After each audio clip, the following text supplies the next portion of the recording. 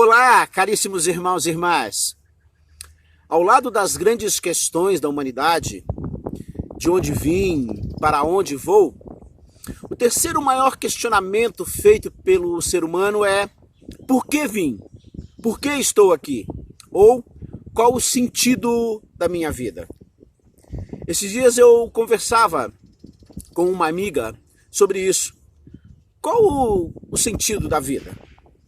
Por que nascemos? Seria muita pretensão da minha parte, vermezinho que sou, de inteligência tão rasa para tal empreitada, querer lançar luzes sobre essa grande dúvida existencial que praticamente todo ser humano fez um dia. Mas é importante que a gente busque encontrar tal resposta, até para que possamos dar um sentido para a nossa própria existência. Muitos de nós nos questionamos: para que eu nasci? Qual a graça em viver? Para nascer, sofrer, crescer, sofrer, trabalhar muito, sofrer e morrer?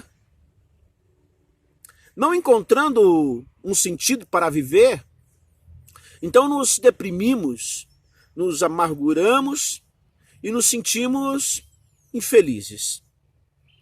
Por mais que estudemos, não há um consenso de uma resposta científica para esta dúvida existencial, para a busca de sentido. É praticamente impossível encontrar um sentido para a vida nos livros, na ciência. Um sentido para a vida só se aprende vivendo. É por meio dos nossos erros, dores e quedas que adquirimos a experiência e dela tiramos um sentido. Para a busca do sentido, podemos partir de algumas premissas. E a primeira delas é que nascemos para ser felizes. Para nós, na grande maioria das vezes, e num conceito meio míope, a felicidade está ligada à ausência de sofrimento, à ausência de dor ou tribulação. Então nós condicionamos nossa felicidade na busca do prazer e na rejeição daquilo que nos causa qualquer dissabor. A busca do prazer, então uma falsa felicidade, está sempre voltada ao material, ao externo, ou aquilo que é carnal em nós. Isso é frustrante e incompleto, porque a necessidade de sentido na vida do ser humano é espiritual, extrapolando nossas necessidades materiais e os prazeres carnais. Partindo disso, Santo Agostinho escreveu que o ser humano é um ser desejante, ou seja, traz em si um vazio infinito, uma sensação de incompletude, que não pode ser preenchida com coisas finitas. E o vazio infinito no homem só poderia ser preenchido com algo infinito.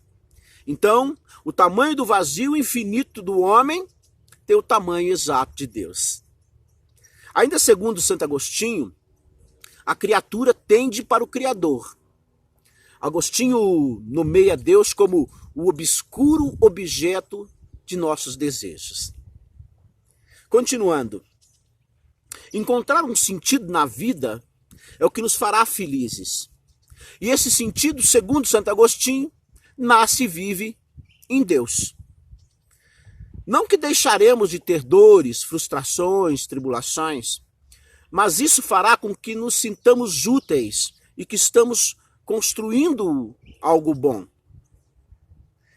Podemos então, todavia, elencar diversos modos de dotar a vida de sentido.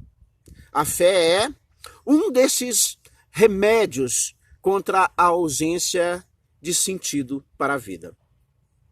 Partindo dessa ideia agostiniana de que o sentido da vida está em Deus, e se tomamos como verdade aquilo que está escrito no versículo 8 do capítulo 4 da primeira carta de São João, ou seja, que Deus é amor, então temos que o grande sentido da vida está no amor. Tiramos daí então que uma vida sem amor é vazia de sentido. O grande sentido da vida reside no amor, em dar e receber amor. nós existimos do amor, no amor e para o amor. O ser humano foi feito para amar. Continuando a falar de fé, ela nos faz ver a vida como um dom de Deus.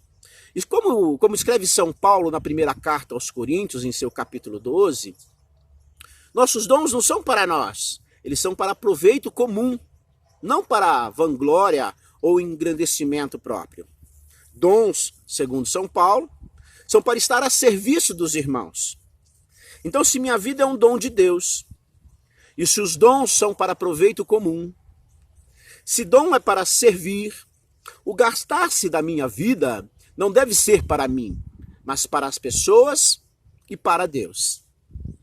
Então, o sentido da minha vida está em ser útil para os outros, por exemplo, né? Ser remédio nas dores do outro, uma segunda, né? Construir algo belo, uma família, ter filhos, uma obra social, deixar um legado bacana. Levar paz às pessoas pode ser um sentido para a nossa vida. Construir pontes entre os irmãos, um outro sentido que podemos dar. Possibilitar que outros encontrem sentido e possam viver com verdadeira felicidade a aventura do existir. Todas essas são possibilidades de sentido para a nossa vida. Amados, é por meio das oportunidades diárias que eu vou descobrindo o propósito, o sentido de minha existência. É um construir. Se é um construir, o dar sentido à nossa vida, né? O significado da minha vida é dependente das minhas escolhas. Ser quem você é realmente, ser quem eu sou, ser autêntico, já é um bom começo para darmos um sentido, para buscarmos um sentido. E não há um sentido amplo, geral, mas um sentido específico para cada um de nós, único, que vivemos de maneira pessoal. As minhas escolhas influenciam, desta maneira, positiva ou negativamente, em dar um sentido à minha existência. Então, precisamos buscar caminhos que nos façam encontrar sentido. Finalizando com uma alegoria ou com uma metáfora, como queiram, né? O que determina a vida em nós, seres humanos, é nossa atividade cerebral. Caso não haja atividade cerebral, é decretada a morte do ser humano.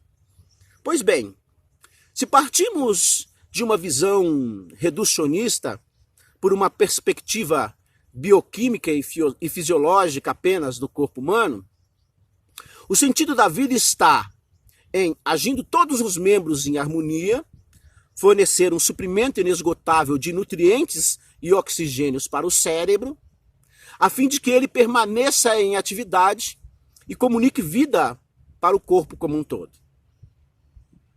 Então, nossos pés devem levar o corpo ao local onde haja alimento disponível. As mãos coletarão estes alimentos e nos levarão até a boca, que mastigará e deglutirá. Internamente, nossos demais órgãos processarão estes alimentos, extrairão os nutrientes necessários, excretando o que restou. Todos os nossos órgãos, né, trabalham em constante atividade, harmonicamente, em função do fornecimento de nutrientes para os demais membros do corpo e especialmente para o cérebro. Ok? Muito bem. No capítulo 12 da Carta aos Coríntios, São Paulo escreve sobre sermos membros de um corpo cuja cabeça é Cristo. E cada um desses membros, segundo São Paulo, tem um papel específico. Tomando a alegoria citada e o texto de Paulo aos Coríntios, o propósito do corpo, ou o seu sentido, é fazer com que seus membros funcionem em harmonia, vivendo para que a cabeça, que é Cristo, seja exaltada. Então eu preciso descobrir o meu lugar no corpo, cuja cabeça é Cristo, e não buscar minha própria honra, mas ciente da minha condição de membro, dar essa honra à cabeça que é Cristo. Se na igreja, corpo de Cristo, me sinto fazendo aquilo a que fui chamado, isso me faz feliz e dá sentido à minha existência. Então, o sentido da minha existência é glorificar a Deus em Cristo, que nos amou primeiro. Um grande abraço a vocês. Espero ter contribuído. Salve Maria, graça e paz, meus amados.